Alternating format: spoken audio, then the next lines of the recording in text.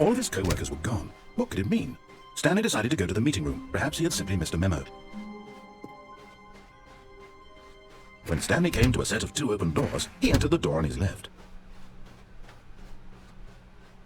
Yet there was not a single person here either. Feeling a wave of disbelief, Stanley decided to go up to his boss's office. Coming to a staircase, Stanley walked upstairs to his boss's office.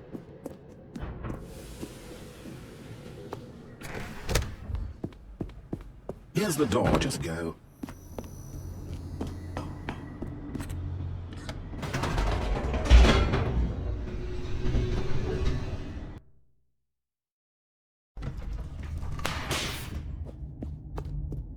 Stanley walked straight ahead through the large door that read Mind Control Facility.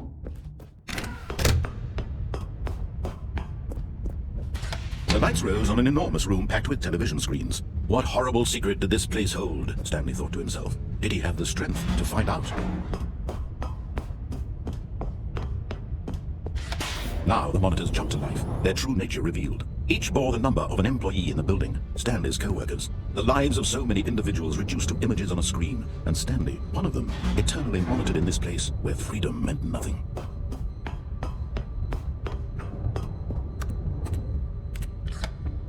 This mind control facility, it was too horrible to believe. It couldn't be true.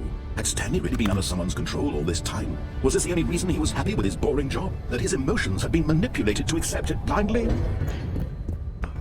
No, he refused to believe it. He couldn't accept it. His own life in someone else's control? Never! It was unthinkable, wasn't it? Was it even possible? Had he truly spent his entire life utterly blind to the world? But here was the proof. The heart of the operation. Controls labeled with emotions. Happy, or sad, or content. Walking, eating, working. All of it monitored and commanded from this very place. And as the cold reality of his past began to sink in, Stanley decided that this machinery would never again exert its terrible power over another human life. For he would dismantle the controls once and for all.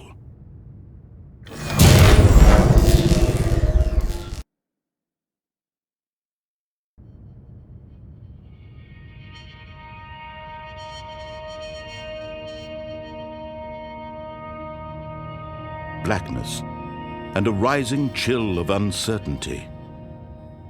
Was it over? Yes!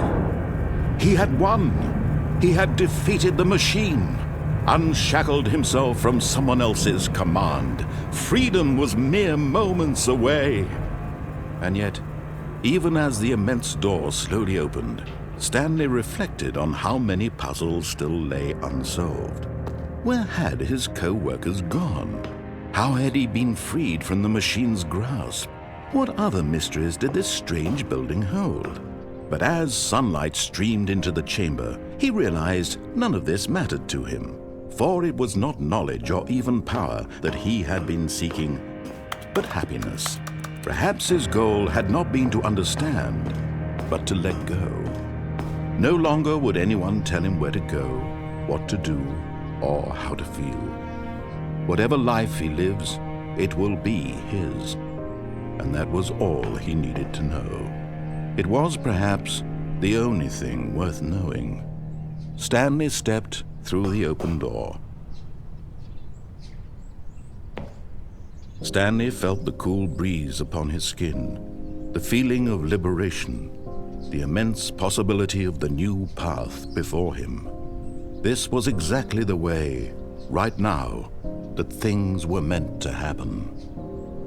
And Stanley was happy.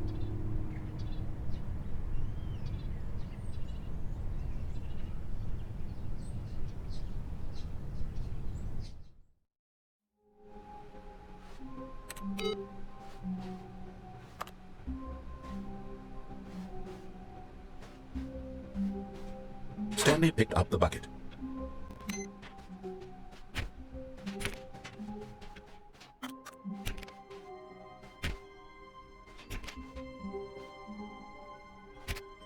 Stanley clutched the bucket tightly to his chest and entered the door on his left.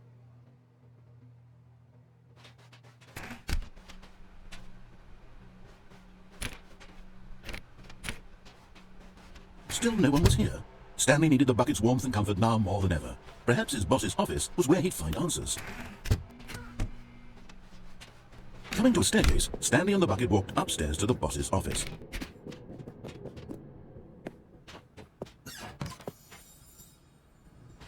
You found one of them. One of the miniature Stanley figurines. Remember, no reward for collecting all of these, only the intrinsic pleasure of a job well done. You can't buy that sort of happiness, Stanley. God knows I tried. So, I implore you to savor each and every moment you come across one of these beautiful figurines.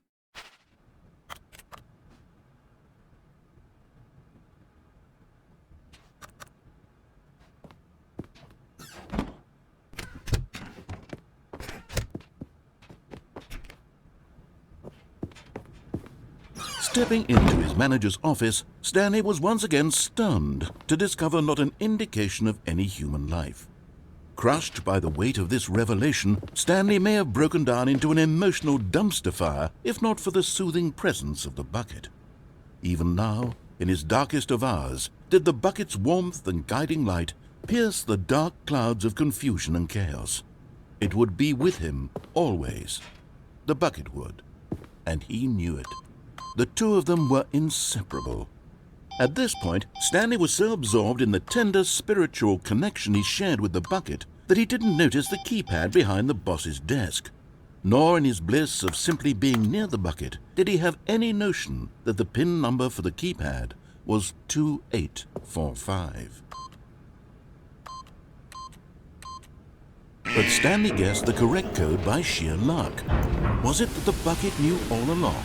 Was the bucket guiding him? Yes, this is certainly the most logical explanation.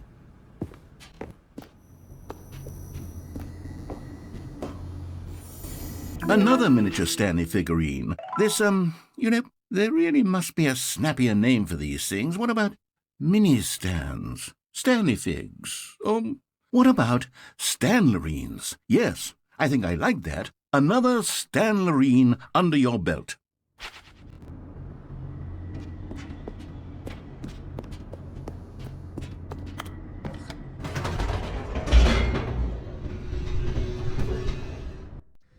The elevator raced downward, plummeting towards an unknown fate.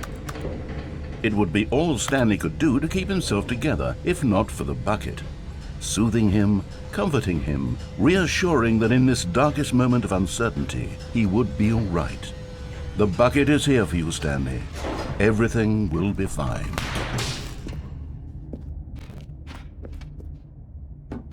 Stanley and the bucket walked straight ahead through the large door that read, Mind Control Facility.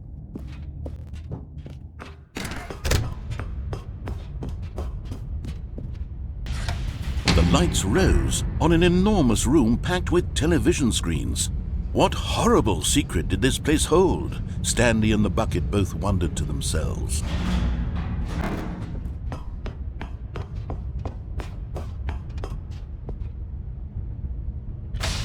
The monitors jumped to life, and Stanley nearly dropped the bucket in shock.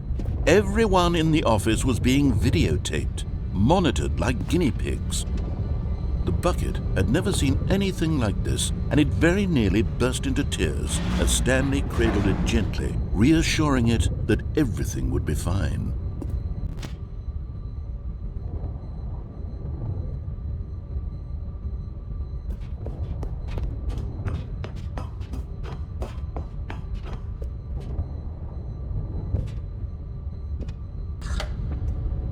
Was the bucket under the mind control facility's influence as well? Had the bucket been told to do things it didn't wish to do? What kinds of things does a bucket want to do or not want to do in the first place? These questions raced furiously in Stanley's feeble mind. No! He screamed into the bucket. He couldn't accept it. His own life in someone else's control, never! He squeezed the bucket tighter. His one friend in the entire world. At this point, he could trust no one except for the bucket.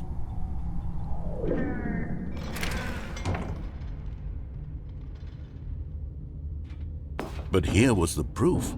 The heart of the operation. Controls labeled with emotions, happy or sad or content. Walking, eating, working, all of it monitored and commanded from this very place. And as the cold reality of his past began to sink in, Stanley decided that this machinery would never again exert its terrible power over another human life. For he and the bucket would dismantle the controls for good. Two best friends, Stanley and the bucket, up against the world. They high-fived in a really cool way, and the bucket made a sassy comment about taking down the system.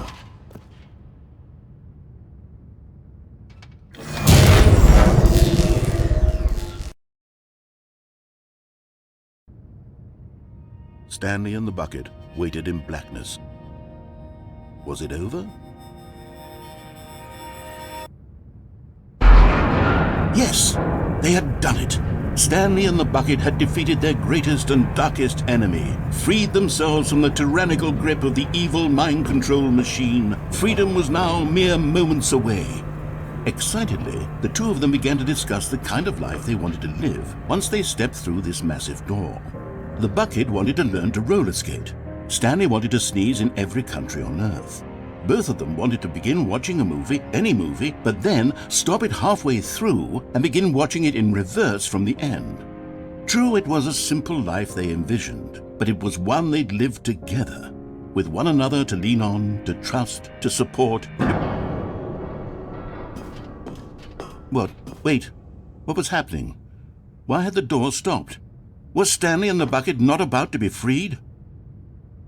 An unbearable silence filled the room, lingering in uncertainty, until finally the truth hit Stanley square in the face. This building did not want the bucket to leave.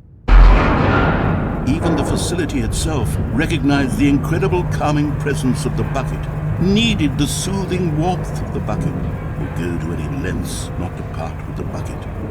No.